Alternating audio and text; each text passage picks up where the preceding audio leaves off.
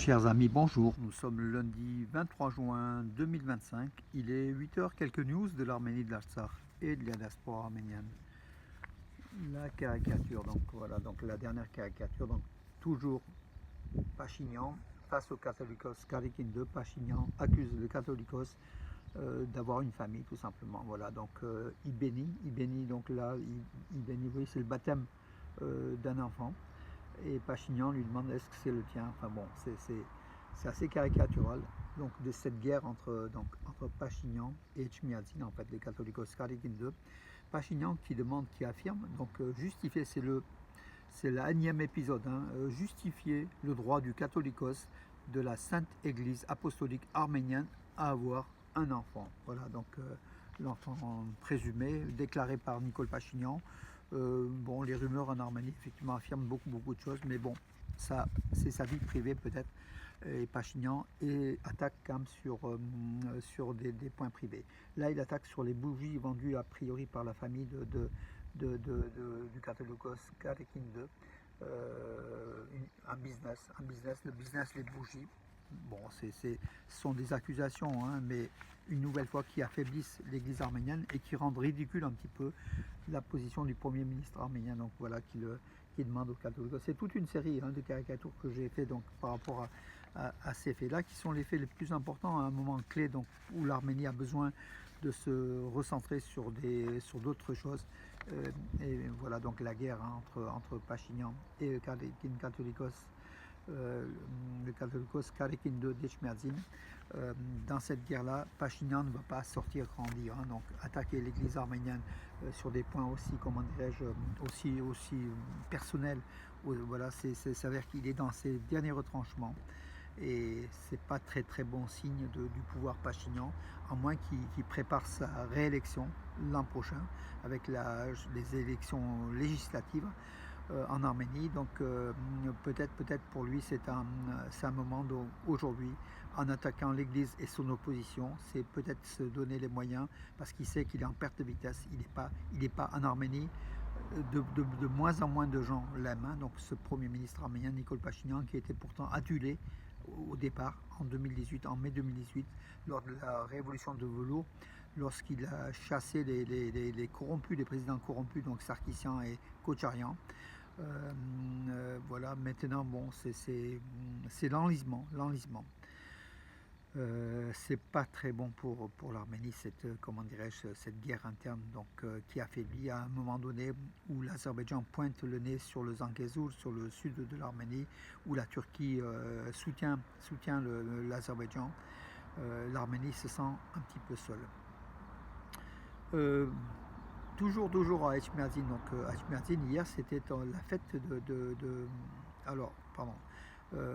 Donc le catholicos Karikin II, toujours, donc il a déclaré la campagne anti-ecclésiastique lancée par les autorités porte directement atteinte à l'État arménien. C'est ce qu'il a déclaré hier, donc à Saint-Etchmiadzin. Il fut un temps où diverses forces cherchaient à limiter la mission de notre Église et à la subordiner à leurs intérêts.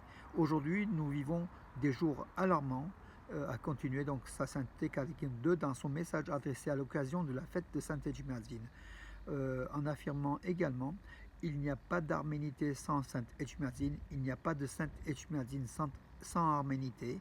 Sainte-Etchmiadzin est notre cœur et notre âme, notre passé et notre présent, ainsi que notre avenir. Voilà donc qui résume, hein, donc l'Église, le rôle de l'Église arménienne.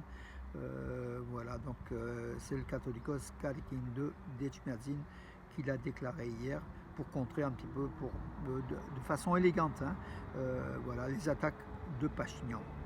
La fête de la fondation du Catholicosat d'Etchmiadzin s'est déroulée hier, donc dimanche, hein, donc à Saint-Etchmiadzin, en présence de très nombreux fidèles, des centaines voire des milliers de fidèles qui étaient là. Donc et c'était une grande fête, voilà, avec le catholicos Karikin II présent. Voilà, donc et puis un message de cette Église arménienne qui dit ne touchez pas à l'Église arménienne, c'est le fondement de notre nation. Voilà. Des reliques de Grigol Savoric, de nombreux, qui est le premier Grigor'le qui est le fondateur de Saint-Etchmiadzin, ont été montrés au public. Hein, donc de nombreuses autres reliques sorties des trésors d'Etchmiadzin, de Saint-Etchmiadzin, ont été placées donc à la vue des fidèles. Et ils étaient, comme je l'ai dit, nombreux donc à être présents hier à cette grande fête. En sport, Henrik Mkhitaryan, donc l'équipe de l'Inter de Milan qui s'est imposée sur les Japonais de Urawa 2-1. Henrik Mkhitaryan a joué toute la deuxième mi-temps. Voilà, donc ça se passait donc à Seattle aux États-Unis. Et l'Inter de Milan est en bonne position pour se qualifier en quart de finale de cette Coupe du Monde des clubs. Voilà, l'Arménien de 36 ans brille encore, il a de l'énergie et comme disait son entraîneur, l'âge n'a pas d'effet sur la qualité de ce joueur exceptionnel qui est Henrik Mkhitaryan.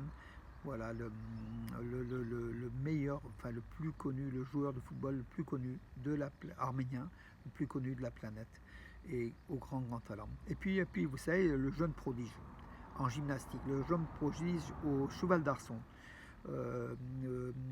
Mamikon Khachaturian, 18 ans, membre de l'équipe d'Arménie de gymnastique. Il a remporté la médaille d'or du cheval d'arçon lors des prestigieux tournois gymnastiques de la Coupe du Monde de gymnastique qui s'est déroulé à Tashkent, en capitale de l'Ouzbékistan. Alors, dommage s'il y avait les JO aujourd'hui, donc cette année, Mamikon Khachaturian serait, à n'en pas douter, champion olympique pour l'Arménie, sous les couleurs de l'Arménie. Mais il faut attendre donc Los Angeles 2028 pour peut-être le voir remporter une médaille d'or olympique sous les couleurs de l'Arménie. Donc Mamikon Khachaturian, 18 ans, un surdoué et qui domine le cheval d'arçon en fait. Donc une discipline qui est arménienne aussi, hein, parce qu'il y a de nombreux autres Arméniens qui étaient aussi champions dans cette discipline sportive de la gymnastique. Mamikon Khachaturian, donc voilà, il a remporté une nouvelle fois. Voilà, bravo à lui. Et dommage que les JO ne soient que dans 3 ans. Alors l'armée arménienne, le chef d'état-major de l'armée arménienne, le général Edvard Asselian, a récompensé les réservistes. Donc le 21 juin, le vice-premier ministre de la Défense, non vice-ministre de la Défense de la République d'Arménie et chef d'état-major des forces armées arméniennes, le lieutenant-général Edvard Asselian a rencontré les réservistes ayant participé au camp d'entraînement de 25 jours. Donc en fait, l'armée arménienne rappelle des réservistes et fait des entraînements de mise à niveau de 25 jours. Voilà. Et puis il a récompensé un certain nombre de réservistes pour leur courage, pour leur témérité, et puis pour leur, pour leur patriotisme face à des centaines et des centaines de réservistes. Voilà, donc l'Arménie qui défend, qui étoffe son armée, et ces réservistes sont là pour suppléer à l'armée arménienne en cas d'attaque, surtout dans ces périodes dangereuses où l'ennemi de l'Arménie, l'Azerbaïdjan et la Turquie, le pantouраnisme est aux portes de l'Arménie. N'en déplaise à Nicole Pachinian qui ne voit pas du tout le danger pantouranien. Pour lui, le monde turcique est un monde civilisé, normal, et puis qui est ami de l'Arménie, qui est voisin de l'Arménie. Bien sûr qu'on doit s'entendre avec nos voisins, c'est indéniable, mais des voisins assassins qui ont commis les génocides de 1915 et d'autres qui commettent, comme l'Azerbaïdjan, qui ont commis aussi la suite de ces génocides en 2020, 2022, 2023 et qui continuent à menacer l'Arménie de disparition. Je ne sais pas où réside l'amitié et le bon voisinage proféré donc par Nicole Pachinian. Voilà mes amis, puisqu'on était en sport, je vous donnerai rendez-vous ce soir à 18h. Donc c'est une émission à ne pas manquer avec dans la famille des Djorkaeff.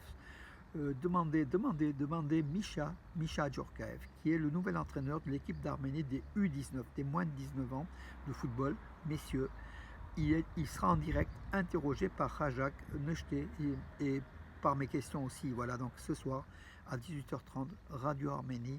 Donc écoutez l'émission sport de Radio Arménie avec justement Misha Djorkaeff qui va nous parler de l'Arménie, du football arménien et de l'état de cette équipe de U19 et puis d'un certain nombre de questions que peut-être les auditeurs auront eu le soin de poser à Rajak Sassounsi. C'est ce soir mes amis, Radio Arménie Voilà. Sur ce, je vous donne rendez-vous à ce soir pour la radio Arménie, puis surtout à demain pour les informations, les news de la journée, de cette journée de lundi que je vous rapporterai demain en espérant de bonnes nouvelles. Voilà, bonne journée.